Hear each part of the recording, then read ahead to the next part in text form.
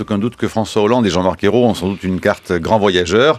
En tout cas, on ne se pose pas la question quand on voit l'effort fourni par les représentants de l'exécutif pour parcourir le monde de long en large et en travers, quitte à se rendre dans des lieux en crise comme la Centrafrique où François Hollande était encore la semaine dernière. Alors, quelle raison donner à tous ces voyages? La France est-elle en train de retrouver un niveau d'influence diplomatique de premier ordre ou cherche-t-elle plutôt à le retrouver? Une période de crise internationale rebat-elle automatiquement les cartes de l'ordre diplomatique mondial? Pour nous éclairer sur cette actualité aujourd'hui et de, au fond, ce qu'on pourrait appeler l'influence française et que sera-t-elle au XXIe siècle, Michel Fouché. Bonjour Michel Fouché. Bonjour. Vous êtes géographe, diplomate, on pourrait dire grand voyageur. Vous venez de diriger donc cet atlas de l'influence française au XXIe siècle chez Robert Laffont, qui est une sorte de bible qui permet au fond de comprendre la présence française dans le monde grâce à de multiples contributeurs notamment et aux cartes de Pascal Orsier, et peut-être qui sait de ne pas désespérer totalement de cette question de la place de la France dans le monde. Vous êtes titulaire de la chaire de géopolitique appliquée. Expliquez-nous donc ce que c'est que ce collège d'études mondiales FMSH-ENS Ulm. Collège d'études mondiales a été créé sous l'impulsion d'Alain Touraine par Michel Vivorca. C'est un peu l'équivalent de la création de la Maison des sciences de l'homme dans les années 50, à un moment de rupture géopolitique où il fallait repenser au fond les sciences sociales. Aujourd'hui, le mot d'ordre, c'est pensée globale. C'est pas seulement l'histoire globale, c'est comment aborder ces nouvelles questions sociales, politiques, géopolitiques. Et le collège comporte des chaires avec des titulaires internationaux. J'en cite quelques-uns, Ulrich Beck, René Friedman, François Julien, Manuel Castells, Craig Calhoun, qui est le patron de la London School of Economics, Nancy Fraser, etc. Et donc, moi, je m'occupe de ce que j'appelle la géopolitique appliquée. C'est-à-dire que c'est une approche qui n'est pas du tout académique, et ça explique cet ouvrage aussi, c'est quelque chose autour des pratiques politiques et géopolitiques. Et comme le disait Thierry Pêche, la géographie, on ne peut pas y échapper. Alors vous êtes aussi, et puis on arrêtera avec votre carte de visite qui n'en finit pas, quoi qu'il arrive, vous êtes aussi conseiller à la division paix et sécurité de la Commission de l'Union africaine, mais voilà qui nous intéresse évidemment, cette casquette-là entre autres, pour parler de l'actualité en Centrafrique. Peut-être d'abord une question un peu anecdotique, mais tout de même, les voyages de Jean-Marc Ayrault et de François Hollande sont assez incroyables. En 12 mois, 36 déplacements à l'étranger depuis le 6 mai 2012 pour l'exécutif. Le président de la République en a assuré 22. Jean-Marc Ayrault en a assuré 14. Et tous les pays, énormément de pays sont visités. Singapour, l'Allemagne, l'Argentine, le Chili, le Cambodge, la Thaïlande, le Canada, la Roumanie, la Corée du Sud, la Grèce, l'Algérie pour le Premier ministre dans quelques jours, le Brésil il y a quelques jours pour le président de la République. Est-ce que tous ces voyages-là, selon vous, ils font partie de l'agenda ordinaire de chef de l'État et de l'exécutif, ou sont-ils particulièrement nombreux sur ce coup-là? Et je m'adresse aussi d'ailleurs à l'ancien diplomate, à l'ancien ambassadeur que vous êtes. Oui, on voyageait beaucoup. Oui, j'ai calculé, là, Laurent Fabius et son équipe, donc 4 ministres et délégués, ils en sont à peu près à 150 visites. Ouais. Alors, il y a les visites bilatérales, c'est à peu près 60% du temps, les grands rendez-vous internationaux, et puis tous les conseils européens, encore ce matin, à Bruxelles, sur le thème du financement par l'Union européenne des interventions militaires de la France. Je n'ai pas encore eu le temps de faire de comparaison, mais ça ressemble à ce que Laurent Fabius aurait fait l'équivalent de 15 tours du monde depuis le début. Oui, c'est à peu près ça. En 18 mois, Hillary Clinton a fait 32 tours du monde en 4 ans. Donc, vous voyez, alors, il y a des rendez-vous obligés, il y a les crises, et puis il y a une stratégie derrière qui est précisément de sortir des briques. C'est-à-dire, bien sûr, les grands pays qu'on appelle à tort des briques, parce que c'est un bricolage géopolitique, mais peu importe. Mais surtout, d'abord parce qu'on s'est rendu compte que souvent ces États votaient systématiquement contre nos Nations Unies, même des grands pays démocratiques comme le Brésil ou l'Inde, donc il y a matière à discussion. Mais il y a bien d'autres pays qui comptent, la Colombie, le Chili, les Philippines, le Vietnam, l'Indonésie. Notre géographie commerciale en 2013 ressemble à celle de 1913. C'est les pays voisins de l'Europe, l'outre-mer et quelques émergents. En 1913, l'Empire ottoman, l'Empire russe. Aujourd'hui, il y a quelques exceptions, Nigeria, Arabie saoudite. Mais nous avons du mal à sortir de la francosphère. Nous sommes très présents en part de marché dans la francosphère, 36 pays, très absent du reste du monde. En Chine, on ne nous démoralisez pas le jour où on apprend que Renault va enfin construire une usine en Chine. 30 ans après Volkswagen, on a comme part de marché en Chine 1,3, les Allemands 5,7, c'est les mêmes Chinois. Cherchez l'erreur. Donc là, il y a eu des erreurs stratégiques. Nos entreprises, sauf le CAC 40, manquent souvent de culture géopolitique. Mais pas donc les Chinois, dites-vous, à qui que les Chinois recommandent à leur cadre, à leur élite politique, dites-vous dans la présentation de votre atlas, Michel Fouché, de lire Tocqueville. Oui, parce que les plus avisés d'entre eux, notamment Van Kisian, qui est en charge de la propagande et de la doctrine du parti, sont suffisamment intelligents pour comprendre que les crises politiques ou les demandes de réformes politiques naissent non pas de la misère et de la famine, mais de la prospérité. Et la première réforme fait prendre conscience aux citoyens qu'il n'y avait pas eu de réforme avant. Et c'est ça ce qui va se jouer dans le mandat du président Xi. C'est extrêmement intéressant. Donc il a distribué des extraits du texte de Tocqueville, l'Ancien Régime à la Révolution, aux 6 autres empereurs du comité permanent du Politburo pour les alerter sur ce sujet. Ce qui veut dire que la France a encore une capacité... disons, de produire des idées politiques un peu subversives. C'est un peu ce qu'on attend de nous. Et que le monde entier, dites-vous, a toujours un œil rivé, au fond, sur 1789 ou encore Napoléon, un peu plus que nous l'avons nous-mêmes.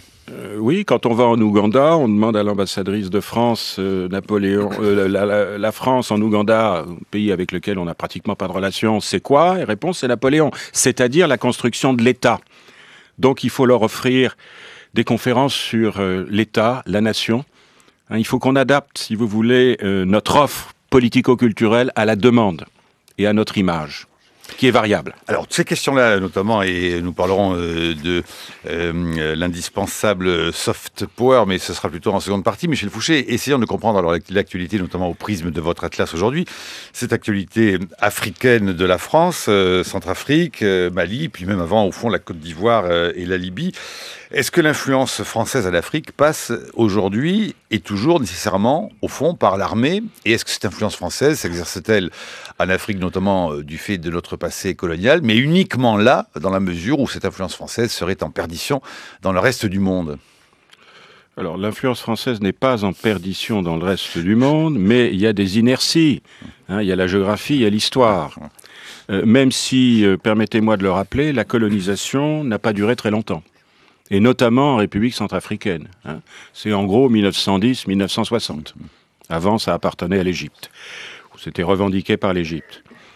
Et incontestablement, l'influence française passe par des présences militaires sur place, ces fameuses forces prépositionnées, qui permettent au président de la République en Conseil de défense de prendre une décision qui a un effet immédiat 5 heures après. C'est ce qui s'est passé au Mali le 11 janvier. Deuxièmement, tous ceux qui ont été formés, notamment les Saint-Syriens, qui sont des points d'appui dès lors qu'on les cultive.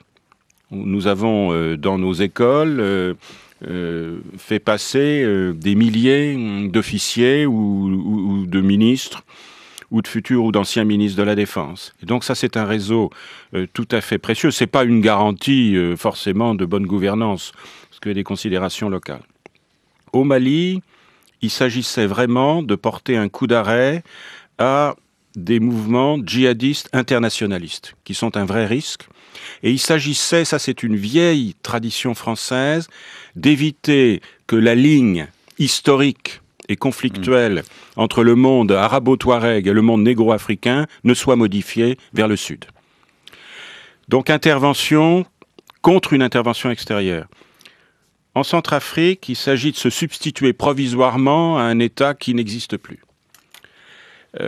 Il s'agit quoi, de faire la police? Il s'agit de faire la police. Il s'agit de faire du cantonnement, comme on disait dans la stratégie britannique au Pakistan. Faire du cantonnement. Et pourtant, François Hollande s'en défend. Il dit: je ne suis pas devenu président pour faire la guerre. La France a ses responsabilités et il se défend de vouloir faire de la France le gendarme de l'Afrique. Écoutez, il n'y a pas eu de changement de régime. Il n'y a pas eu l'ancien patron de ce groupe, de cette coalition hétéroclite qu'on appelle Séléka, c'est-à-dire en Sango, alliance ou coalition, est toujours en place.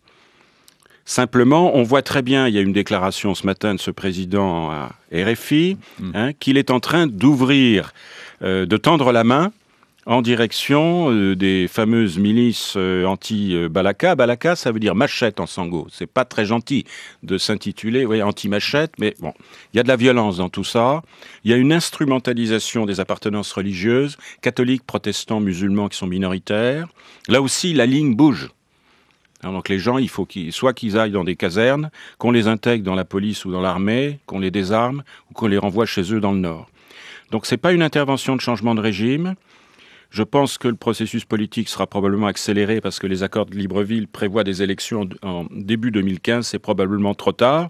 Mais pour l'instant, dans ce malheureux pays, il n'y a pas de tribunaux, il n'y a pas de police, il n'y a pas de route qui fonctionne.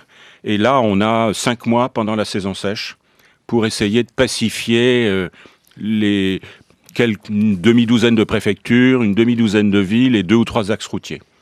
Et après, on passe le relais aux forces de l'Union africaine. Alors cela dit, je vous repose la question, Michel Fouché, en dehors de ces actions qui ne sont certes pas négligeables, qui ne sont pas de petites actions, quelle est la marge et quelle est l'influence aujourd'hui de la France dans le monde en dehors de ces questions africaines? Alors vous l'avez dit tout à l'heure, la diplomatie, il y a 3 points d'appui, la langue. La diplomatie, regardez comment quand même le Quai d'Orsay a, semble-t-il, été un peu baladé par les États-Unis sur la question iranienne, par exemple. Non, parce que vous avez, il y a un problème, il y a un contentieux bilatéral spécifique. Il y a une anomalie quand même, 2 pays aussi importants l'un que l'autre, sans relations diplomatiques depuis 1979. Mais le contentieux remonte à Mossadegh en 1953, chassé par la CIA. On a toujours chassé les régimes républicains et nationalistes dans le monde arabe, d'où les catastrophes actuelles. Donc il y a vraiment un contentieux bilatéral. Et puis il y avait cette initiative française de 2003, le P3, avec les Allemands et les Britanniques, pour traiter la question nucléaire, où la France a des intérêts particuliers. Donc il y a eu 2 démarches parallèles qui ont en effet convergé ensuite. Alors c'est vrai qu'il y a quelque chose qui m'inquiète. À l'est d'Ormuz, nous ne faisons plus de politique. Nous laissons s'installer un duopole stratégique Pékin-Washington. Joe Biden, la semaine dernière, a passé 4h30 avec le président Xi sur ces affaires du Pacifique occidental. La même semaine, David Cameron va avec une délégation d'hommes d'affaires. Les Européens sont mercantilistes, les Américains font de la stratégie à l'est d'Ormuz. Et là, il y a un vrai problème. On est en train de déléguer la gestion de tensions potentielles extrêmement graves à l'est d'Ormuz aux seuls Américains et aux Chinois. Je pense que ça s'explique comment, ça ? C'est une inconscience. Ça s'explique comment ? Manque de conscience des enjeux, manque de moyens. Manque de moyens. J'ai eu la chance de visiter l'année dernière pour des conférences la Nouvelle-Calédonie. On a Nouvelle-Calédonie, Polynésie, plus de 5 millions de kilomètres carrés de zone économique exclusive. On a 3 bateaux d'un côté, 2 bateaux de l'autre. Donc on n'est pas conscient, de la globalisation, y compris maritime. Et ce qui est le signe aujourd'hui de la globalisation, c'est qu'elle est maritime. Et ce qui est le signe de l'accès à la puissance, c'est la mise en place de marines. Le Brésil, l'Inde, la Chine, un peu la Malaisie et Singapour, avec d'ailleurs la coopération française. Et j'ai été très heureux de voir que le ministre de la Défense, à peine en poste, est allé à Singapour pour ce fameux Shangri-La Dialogue. Il faut trouver, si vous voulez, on a besoin de billets d'avion, on n'a pas de porte-avions en Asie, on a besoin de billets d'avion, on a besoin de présence. Et là, il y a un déficit de présence, et il y a un déficit de conscience stratégique. Évidemment, la France gère les problèmes politiques du voisinage, mais on devrait trouver le moyen de parler avec les Chinois et les Américains, mais on a toujours peur. Si vous voulez, c'est Renault, avant c'était Renault ou le Dalai Lama, aujourd'hui Renault c'est bien. Mais on devrait aussi parler, ça nous intéresse, des tensions avec le Japon. Alors cela dit, vous avez bien vu tout de même que François Hollande, ce week-end, s'est aussi félicité du succès de nos fusées, et notamment, et de notre lanceur à Kourou, en Guyane. Oui, parce que c'est sur l'équateur. Et que nous sommes les seuls à le faire, ça, dans le monde, dit-il. On est les meilleurs. Oui, parce qu'on a un site exceptionnel. C'est un problème de géographie. Mais vous dites des bateaux plutôt que des fusées. Non, des billets d'avion. Des billets d'avion. En Asie. Il faut participer à des colloques, il faut avoir des dialogues stratégiques, il faut traiter de questions stratégiques en Asie avec des moyens non conventionnels. Les Américains, eux, ils sont sur place, ils ont des bases, ils ont la 7e flotte. C'est quoi les moyens non conventionnels ? Du dialogue stratégique. Et c'est quoi le dialogue stratégique dans les faits ? C'est discuter, c'est obtenir des transparences sur les positions des uns et des autres, c'est savoir ce qui se passe et dire que ça nous intéresse. Hein, la compagnie conteneur CMA-CGM basée à Marseille, avec un super immeuble bleu, 3e compagnie du monde, a un porte-conteneur qui arrive ou qui part de Shanghai toutes les heures et demie. Le jour où il y a un problème en mer de Chine du Sud, ça nous impacte immédiatement. Seulement, on sera absent de la table du dialogue stratégique. Là, il y a une vraie faiblesse européenne. Il y a une vraie faiblesse. On est mercantiliste et en plus, on est tous en concurrence. Oui, mais est-ce qu'il n'y a pas, alors peut-être, je ne sais, sans faire de théorie du complot ou tacitement, un partage parfois des responsabilités ou des moyens d'influence ? On sait bien que justement Barack Obama, lui, a dit, voilà, moi, mon avenir, il est dans l'Asie Pacifique. Est-ce qu'on lui laisse, du coup, l'Asie Pacifique ? Oui, mais comme on a laissé la gestion des rapports avec l'Union soviétique, c'est pour ça qu'aujourd'hui, on n'a pas d'Europe de la défense. On délègue et on fait du commerce. Et plus on est en crise, plus on est mercantiliste. Et je trouve que et la France est donc, de ce point de vue-là, un des rares pays en Europe qui est capable d'assumer des responsabilités de type stratégique ou diplomatique. Alors, est-ce que ce qui nous manquerait, ce serait peut-être ce que vous décrivez comme étant la démarche des pays émergents, dont vous dites que cette démarche des pays émergents est assurément, et c'est pas le moindre des paradoxes, gaullienne. Oui, parce que je vais souvent au Brésil et je suis frappé, évidemment, la culture politique et philosophique française depuis Auguste Comte est fondamentale au Brésil. D'ailleurs, l'influence française, elle est inscrite sur le drapeau brésilien. Ordem y progresso, ordre et progrès, Auguste Comte. Mais ce pays, qui a des sentiments de puissance depuis toujours, veut se doter des attributs de la souveraineté. Donc une marine, des avions, des lanceurs, ça a quelques difficultés. Dans la base voisine d'Alcantara, ça marche pas très bien par rapport à Kourou. Hein. Un siège de membres permanents au Conseil de sécurité, des visions sur l'Atlantique Sud, surtout pas d'OTAN, et de la coopération avec l'Afrique du Sud, ça marche très bien maintenant, avec la Namibie, avec l'Angola et l'Afrique lusophone. Donc il y a une stratégie de puissance. Une puissance dans le Sud. Le thème des Brésiliens, c'est organiser la périphérie. Il ne faut pas oublier qu'au pouvoir, au Brésil, aujourd'hui, vous avez des gens qui sont des exilés ou qui sont passés par la prison. Ce sont des tiers-mondistes. 8h16, c'est l'heure de votre chronique. Brice Couturier. Oui, Marc, De Gaulle, on s'en souvient, arpentait la France avec régularité. Il n'oubliait pas la moindre de nos provinces et plongeait dans la foule pour y serrer des mains, renouant ainsi avec l'habitude de nos très anciens rois. Car ceux-ci devaient manifester aux quatre coins de leur fief qu'ils étaient bien en vie, qu'ils détenaient toujours le pouvoir et qu'ils étaient en mesure de l'exercer.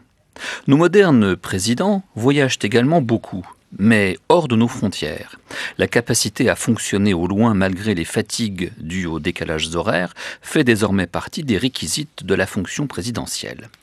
Cela passe pour une évidence et pourtant, à l'heure de Skype et de la visioconférence, on peut se demander pourquoi la présence physique de nos chefs d'État et de gouvernement aux quatre coins de la planète demeure nécessaire.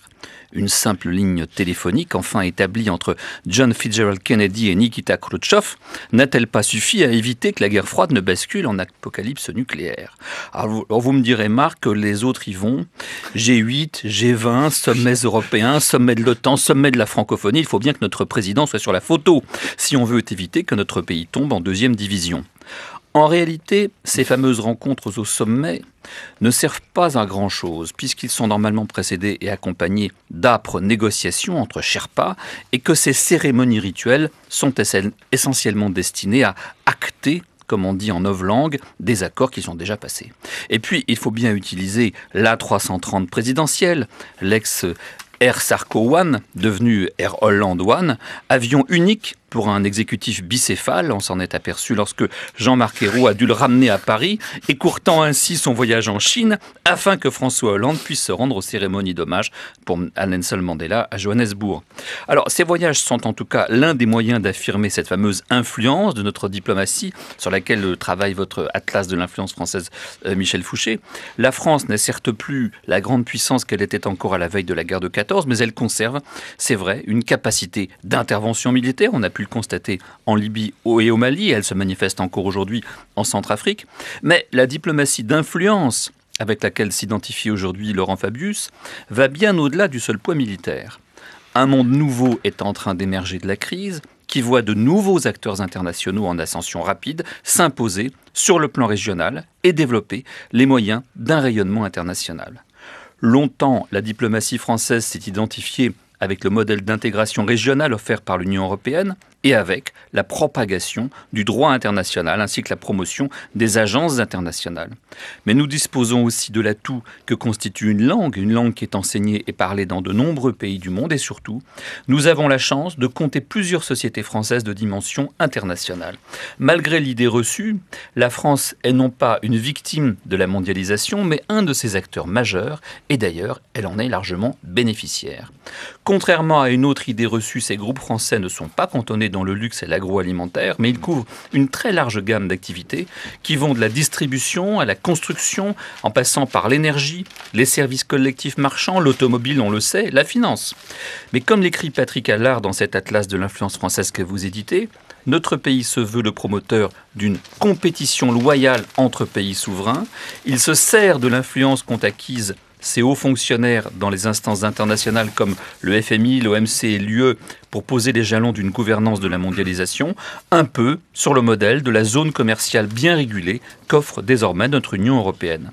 Mais maintenant est le temps de ma question. Si nous voulons vraiment conserver une influence globale, ne faut-il pas songer à mutualiser davantage les outils diplomatiques dans le cadre de l'Union européenne afin d'en réserver d'autres, proprement nationaux, pour promouvoir nos intérêts commerciaux notamment. La chronique de Brice Couturier sur franceculture.fr. Question, vous vous êtes posée, Michel Fouché, on peut imaginer qu'elle est posée entre autres aux diplomates, hein. Alors, pas seulement aux géographes. C'est une bonne question et la réponse c'est que ça se fait déjà. Ça se fait déjà et ça se fera de plus en plus. J'ai rencontré la semaine dernière un diplomate français qui va sans doute être affecté comme délégué ou en fait ambassadeur de l'Union européenne dans un pays africain. Moi, je l'ai encouragé à accepter ce poste, en particulier parce qu'il a un budget de 250 millions d'euros par an. Hein, l'action extérieure de l'Union européenne, c'est 9,6 milliards. C'est tout à fait considérable. Et donc, on a intérêt à mutualiser. La concertation est permanente. Aujourd'hui, Laurent Fabius, à Bruxelles, va parler de République centrafricaine. Avec des problèmes, parce qu'il voudrait qu'on finance cette opération, que l'Union finance cette opération, et l'Union n'a pas l'air tellement décidée à le faire. Oui, bien sûr, parce qu'il y a 28 pays, et je crois qu'il y en a 26 ou 27 qui ne savent même pas placer la RCA sur la carte. Hein. Mais bien sûr, il faut quand même voir que cet agrégat de nations, ayant chacune des histoires et des géographies différentes, auront toujours beaucoup de mal à s'accorder sur une liste étroite d'intérêts stratégiques communs. Alors comment peut-on imaginer une diplomatie européenne commune ? On peut imaginer une diplomatie européenne commune, ponctuellement, avec l'accord de quelques États qui pèsent, c'est ce qu'on a fait sur l'Iran, et les autres suivent. Je suis désolé, c'est pas très démocratique, mais on a besoin de moteurs. C'est ce qui a été fait à partir de 2003 sur l'Iran. 2 pays du Conseil de sécurité, plus l'Allemagne. Voilà une bonne formule. Sur les questions de défense, c'est la même chose. 2 ou 3 pays, mais en même temps, là, j'ai fait un travail ce week-end sur l'Ukraine. Les divergences de vues entre, d'un côté, la Pologne, la Lituanie et la Suède. D'une part, et d'autre part, par exemple, la France et l'Allemagne sur l'avenir du partenariat oriental, c'est tout à fait extraordinaire. Et les Russes ont raison de considérer que c'est la Ligue anti-russe de Poltava qui se remet en place. C'est le cordon sanitaire. Est-ce que c'est dans l'intérêt ? Donc là, le travail à faire, c'est de définir une liste étroite d'intérêts stratégiques communs, 5 ou 6. Et ça, c'est difficile. Brice, on n'a pas de document stratégique depuis 2003. Puisque vous venez d'aborder la question russe, ce matin, Dominique Moïsi signe un éditorial dans Les Échos que je trouve très intéressant, où il dit que la Russie aujourd'hui joue en fait en Europe le même rôle que jouait la France au XVIIe et XVIIIe siècle, ou l'Ukraine a joué au XIXe, à savoir c'est un État qui est trop puissant, une nation qui est trop puissante pour ses voisins, mais trop faible pour ses ambitions. Et il ajoute que la Russie de Poutine est en train de devenir un problème pour l'Europe. Alors la question c'est où doit s'arrêter l'élargissement ? On voit bien que l'ouest de l'Ukraine veut rejoindre l'Union et que l'est est beaucoup plus réservé. Est-ce qu'on doit couper ce pays en deux ? Michel Fouché. Certainement pas, mais simplement l'Ukraine. Ukraina, c'est un pays des confins. C'est un pays des confins qui a toujours été partagé entre l'influence occidentale et l'influence russe. Donc, il faut imaginer... D'abord, il faut inventer autre chose que les politiques d'élargissement. Faire des politiques d'association, ça? Oui, mais une véritable association, qui ne soit pas simplement du papier bureaucratique. Ça concerne la Turquie? Ça concerne probablement la Turquie, parce que je pense que si on raisonne à l'échelle mondiale, on aurait intérêt à avoir la Turquie à bord de l'Union européenne, mais politiquement, c'est impossible. Donc, il faut faire du sur-mesure. Il faut arrêter... La Commission à l'élargissement, elle produit l'élargissement. Par kilomètre. Il faudrait arrêter avec ça. Il faut tenir compte d'abord de ce que pense la moitié de la population ukrainienne. Il faut tenir compte des intérêts légitimes de la Russie. Et il faut récuser les cartes mentales archaïques, une union douanière qui, pour Poutine, une reconstitution de l'Union soviétique. Ça, c'est pas acceptable. Mais il ne faut pas que l'Ukraine entre dans l'OTAN. McCain n'a rien à faire à Kiev, je suis désolé. C'est une provocation qui va alimenter, je suis désolé de le dire comme ça, mais c'est une provocation qui alimente la théorie du complot à Moscou. Et donc, c'est un argument de plus. Il y a le droit des peuples à disposer d'eux-mêmes. Oui, mais le peuple ukrainien, écoutez, les peuples ukrainiens, c'est pas encore une nation, l'Ukraine. C'est en train de former une nation. C'est à peine un État, 21 ans d'existence. Il n'y a jamais eu d'État indépendant ukrainien. Quelques mois à la fin des années. Donc, si vous voulez, on est trop pressé. L'histoire ne vit pas au rythme des médias et de la pensée présentiste, si vous voulez. Thierry Pêche. Oui, vous venez de nous expliquer que l'Europe devrait se doter d'un document d'intérêt stratégique commun, parce qu'elle sera plus forte unie que désunie. Mais vous nous expliquiez avant 8 heures que l'Europe avançait divisée face au reste du monde et qu'elle arrivait pénétrée ces nations arrivaient pénétrées de mercantilisme beaucoup plus que d'union continentale. Et moi, je crois qu'effectivement, il y a un gros problème lié au mercantilisme de différentes nations européennes, et notamment de l'Allemagne, qui a aujourd'hui une politique économique très extravertie. Et l'un des blocages l'un des blocages européens, l'un des blocages à l'influence européenne dans le monde, c'est aussi cette division entre Français et Allemands. Comment on résout ça? Comment on pousse les Allemands à vouloir plus d'Europe et plus d'unité? Michel Fouché. Je pense depuis longtemps, je l'ai écrit, que la phase actuelle de la mondialisation économique est dévastatrice pour l'image extérieure du projet politique européen. Parce que ce que voient les Brésiliens, les Sud-Africains, les Indiens, les Chinois et tous les autres, ce sont des firmes, non pas européennes, mais des firmes nationales en concurrence entre elles. Il nous manque des projets industriels intégrés. Alors quand on vend un Airbus en Chine, ça va, c'est un produit franco-allemand. Mais on n'a rien d'autre à vendre, donc c'est la concurrence entre des firmes. C'est aujourd'hui Renault contre Volkswagen. Pardon Michel Fouché, c'est exactement ce que l'Europe a produit.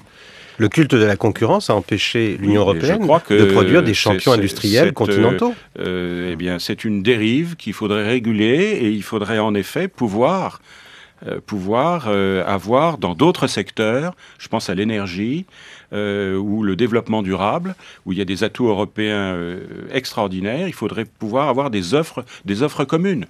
Pour l'instant, en Chine, c'est la charcuterie française contre la charcuterie italienne. Bon, donc les Chinois en jouent de cela. Mais les Américains font pareil, les Russes aussi. Donc cette phase-là, et comme aujourd'hui l'économie est devenue hégémonique, tout le monde vit dans un système d'économie de marché, c'est la performance qui compte, les classements, donc la concurrence. Donc il n'y a pas d'offre économique européenne. Le seul élément qui rassure, c'est l'euro comme monnaie de réserve. Mais vous voyez bien, logiquement, si on va au bout de votre propos, il ne suffira pas d'avoir un document concernant les intérêts stratégiques communs. Je parlais uniquement des problèmes politico-militaires et diplomatiques. D'accord, ne parlait pas des questions du point de vue économique, il y a bien sûr une contradiction entre...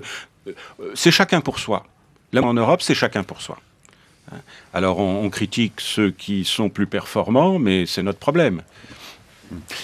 Michel Fouché, est-ce que, du coup, malgré ce constat-là que vous faites de manière, enfin non pas pessimiste, mais qui est un peu négatif sur cette non-organisation, on va dire, économique de l'Europe, y compris sur la question économique, industrielle et diplomatique, on a le sentiment, malgré tout, que quand on lit votre atlas, vous avez l'air d'être, au fond, un peu indécrotablement optimiste. C'est-à-dire que c'est l'atlas de l'influence française au XXIe siècle.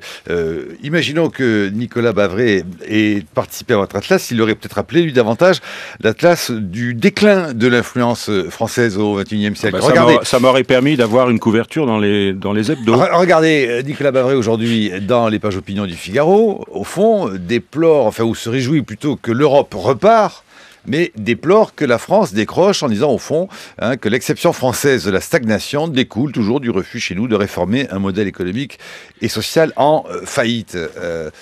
Bon, vous n'êtes pas sur ce terrain-là, vous, non, du tout. Non, je suis pas sur ce terrain-là. Les difficultés françaises à la réforme sont bien connues. Et nous avons beaucoup de mal à accepter le monde tel qu'il est, ou le monde tel qu'il a l'inconvénient d'être. Ce monde ne nous plaît pas. Mais il faut qu'on s'adapte.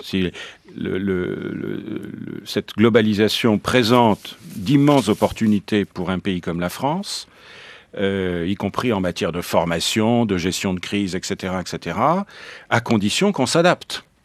Donc un peu moins de culte de la mémoire, un peu plus de géographie.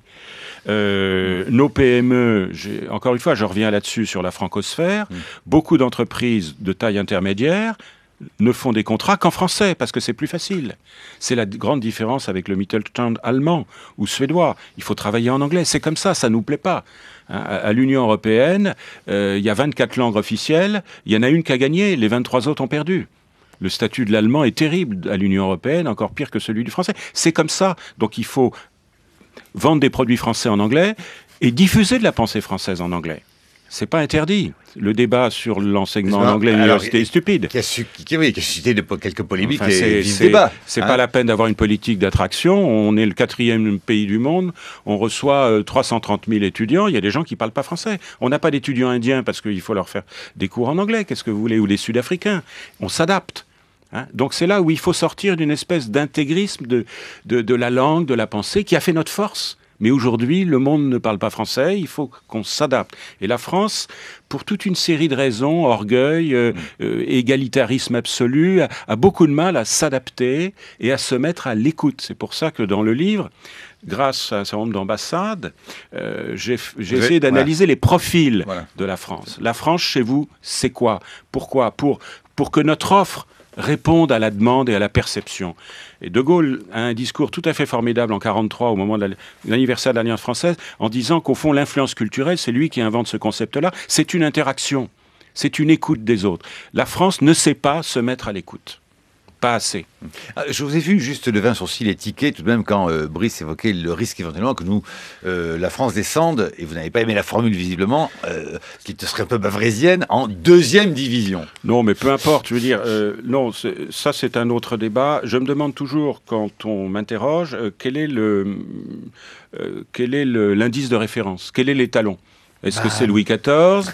Est-ce que c'est Napoléon? Est-ce que c'est De Gaulle? Est-ce que c'est l'Empire? C'est quoi la référence? Juste des chiffres. Par rapport à quoi, si vous Des voulez. chiffres tirés de votre atlas et qui m'ont fait frémir parce que je les découvrais.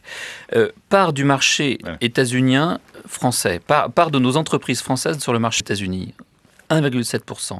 Sur le marché chinois, 1,3%. Oui. Sur le marché indien, 1,4%. Australien, 2,1%. C'est un désastre. Michel Fouché. Oui, cette carte est tout à fait véridique. C'est bien ce que je dis. On est fort autour de nous, mais comme il y a un siècle, dans les anciennes colonies et dans quelques pays émergents, plus aujourd'hui Nigeria, Arabie Saoudite, à cause du pétrole ou des contrats d'armement. Donc la France, l'économie française n'a pas changé d'échelle. C'est la grande différence avec en gros les Allemands et les Nordiques et les Britanniques. Ça, c'est une puissance néocoloniale en fait. On est une puissance néocoloniale qui commerce avec. On est une puissance de 1913. Ouais. Et ça, c'est une vraie difficulté. Alors, ça n'est pas vrai pour les entreprises du CAC 40 qui ont des filiales à l'étranger et qui là sont extrêmement puissantes, puisque en gros elles font autant de chiffre d'affaires à l'étranger que dans l'Union européenne. Mais là il y a une vraie difficulté, c'est ce que j'appelle sortir de la francosphère. Mais nos PME n'exportent pas, et quand le chef de l'État se rend dans des pays émergents, il emmène les gens du CAC 40 et pas ceux des PME.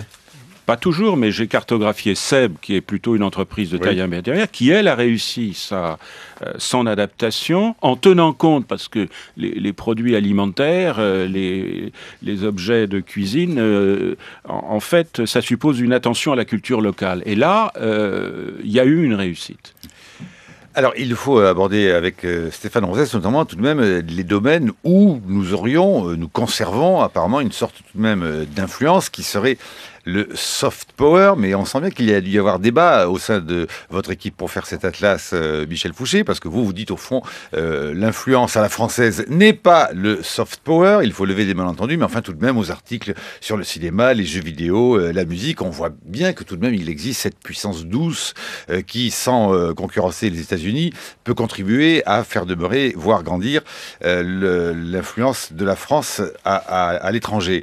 Mais au fond, l'essentiel semblez-vous dire, c'est que c'est la question de l'immatériel. L'Europe de l'immatériel reste à construire.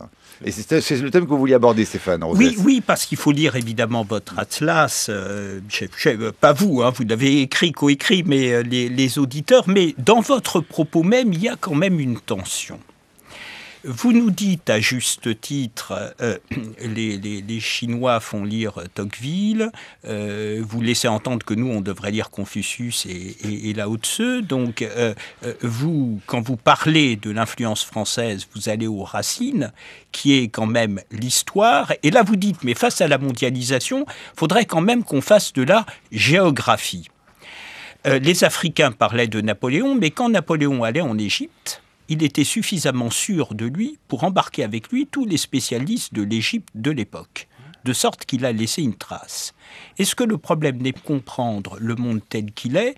Il faut comprendre les singularités. Pour comprendre les singularités des autres, il faut savoir qui on est. Et les Français savent qui ils sont quand ils peuvent s'adosser sur un projet politique qui les projette dans l'espace, le temps, ou un Bonaparte. Est-ce qu'on n'a pas un problème avec nos élites? Les élites mondiales pensent aux 2/3 que la France peut tirer parti de la mondialisation. Les élites françaises pensent le contraire. Est-ce que la panne n'est pas une panne politique qui empêche la France, qui fonctionne au surmoi, de se projeter à l'extérieur de sorte d'assembler la différence française? Et ça vaut pour Nicolas Sarkozy comme pour François Hollande. Et donc, du coup, notre problème n'est-il pas l'Europe? L'Europe qu'on a vécue comme la France en grand et qui maintenant nous bloque parce que sa gouvernance et ses politiques sont contraires au génie européen. Elle semble dire au peuple européen qu'ils doivent choisir entre identité et passé. Non, moi je suis d'accord avec cette analyse. Je pense que on a réussi la première étape de la construction européenne, c'est l'Europe carolingienne, la fameuse réconciliation, un peu grâce à Staline quand même. On n'avait pas le choix. On a réussi l'élargissement. Moi, je vais souvent en Pologne. C'est quand même extraordinaire de voir la transformation de ce pays et d'autres aussi. Mais là, on bute sur la troisième phase de la construction européenne. C'est la construction européenne à l'échelle du monde. Plus exactement, comment nous situons-nous aujourd'hui dans le monde tel qu'il est? Si vous voulez, au départ, autour du Rhin, ensuite, on va jusqu'aux frontières est de la Pologne. Aujourd'hui, il faut penser le vaste monde. Et là, il y a une panne, parce que c'est chacun pour soi. Ça, c'est clair, il y a une crise du projet politique européen, de même qu'il y a une crise de l'élargissement. On ne sait pas quoi faire avec nos marges. La politique en direction de la Méditerranée est d'un moralisme affligeant, plus pour plus. C'est consternant. Cette volonté d'exporter un modèle, des valeurs. Laissons tous ces gens en Tunisie, en Maroc, en Algérie, en Égypte mener leur propre débat comme au début de la Troisième République française. Laissons-les placer le curseur entre la mosquée et l'État, entre le public et le privé. Laissons-les faire leur travail. On accompagne. Là, on exporte trop notre modèle est un peu autosuffisant. Sur le soft power, d'abord, je préfère employer un terme français, influence. Deuxièmement, le soft power, c'est un concept américain qui a un contexte. Joseph Nye il était secrétaire d'État adjoint à la défense. Et quand il invente le soft power, le mot important c'est power, c'est pas soft. Et deuxièmement, c'est le complément du hard, c'est-à-dire obtenir par d'autres voies que la coercition la réalisation de nos objectifs. C'est ça le soft power. Donc il est lié au hard. Après il y a la synthèse du smart power. Ça tombe un peu dans l'oubli. Et au moment du début de la première présidence Obama se rend compte de la dégradation avancée, non pas le déclin américain, mais la dégradation avancée de l'image des États-Unis dans le monde. D'où tous ces discours à Accra, en Égypte, etc., etc. Et donc l'idée de soft power redevient à la mode. Mais en fait, dans la version américaine, la stratégie qui est suivie depuis maintenant 5 ans, c'est ce qu'on appelle la connectivité. Le droit au rassemblement virtuel, les fameux réseaux sociaux, parce que là, il y a un avantage technologique, industriel, financier, stratégique, diplomatique des États-Unis tout à fait extraordinaire. On parle aujourd'hui des MOOCs au département d'État. Donc, laissons le soft power aux Américains. Nous, on a autre chose autour de la présence. On a l'immatériel, dites-vous. Qu'est-ce que c'est donc cette Europe, plus que la France? C'est les éléments non tangibles. L'Europe de l'immatériel reste à construire, notamment c'est Françoise Benamou, entre autres aussi, qui parle de cela. C'est le livre. Le livre français s'exporte, autant de chiffre d'affaires que le cinéma. Il y a des sessions de droit, etc. Beaucoup de traductions. En dehors de le premier pays de consommation de livres français en dehors de la francophonie, c'est l'Allemagne. La première langue de traduction, c'est le chinois. C'est-à-dire que la France exporte. Quand même, Michel Fouché, c'est l'image du matériel. C'est l'image qui fait que quand on achète de la voiture allemande, on pense spontanément que c'est de la qualité et qu'on est prêt à mettre 15% de plus. Et autour de la France, il y a l'idée de culture, il y a l'idée des idées. Voilà. Les idées. Ce qu'on attend, on le voit en Indonésie, qu'est-ce que c'est la France à Jakarta? Une réponse, c'est beau, c'est loin et c'est l'alternative. Même chose au Nigeria. L'idée que la France doit se situer un peu en marge du rouleau compresseur occidentalo-global. On attend de nous, peut-être à cause de la Révolution, on attend de nous de continuer à produire des idées politiques. Devant le palais Farnèse, il y a souvent des manifestations de la gauche italienne, non pas contre la France, mais parce que la France reste en Italie un inspirateur de la pensée politique. Donc, ne renonçons pas, évitons la banalisation occidentale, ne renonçons pas à notre capacité de produire des idées, pas seulement des idées littéraires. C'est intéressant parce que ça résonne assez sensiblement au propos, au fond, de lundi dernier, avec Jean Twitou qui disait que ce qui nous manque peut-être en France, ce serait de bons designers ou de bons dessinateurs, de gens qui ont de bonnes idées. Voilà, faire une belle robe ou faire une belle Fiat 500 comme on l'a pensé en Italie, ça marche quand effectivement... Ce qui marche très bien, et j'y insiste beaucoup, c'est tout ce qui est scientifique et technique. François Hollande, le 23 avril 2013... Vous ne voulez pas enfourner l'éternel cliché du luxe, qui est pourtant aussi quand même une preuve. Non, parce que c'est rentable, mais c'est contre-productif. Parce que le risque, c'est qu'un pays qui fait des beaux produits n'est pas capable d'être un pays industriel. Or, le luxe, c'est de l'artisanat.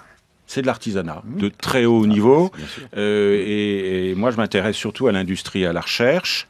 La France est un grand pays scientifique et technique qui a des coopérations internationales que je cartographie, qui sont tout à fait remarquables. Oui. Mais est-ce que le génie français, c'est pas justement le lien entre le design, le luxe et la pensée scientifique et la recherche, c'est-à-dire savoir articuler dans le génie français le matériel, l'immédiat et quelque chose d'autre qui est un dépassement dans la recherche scientifique, le luxe et le design. Michel Fouché. Je vous demanderai d'écrire un chapitre dans la prochaine édition. Cher Stéphane. Non, moi je voudrais insister sur quelque chose qui est dans votre livre aussi, c'est l'influence des élites françaises dans les organismes internationaux. Une des grandes forces de la France, il faut le savoir, c'est que le fait que nous sommes extraordinairement présents parce que nous avons des élites très très bien formées, tant au FMI qu'à la Banque mondiale, à l'Union européenne, etc. Parfois, d'ailleurs, les autres s'en plaignent en disant qu'il y a une espèce d'impérialisme des hauts fonctionnaires français. Mais enfin, c'est un des relais d'influence très importants dont nous disposons. Michel Fouché. Oui, c'est vrai, notamment dans les institutions européennes, au niveau des directeurs adjoints. On est le premier pays en nombre de fonctionnaires. Notre faiblesse, c'est le Parlement européen.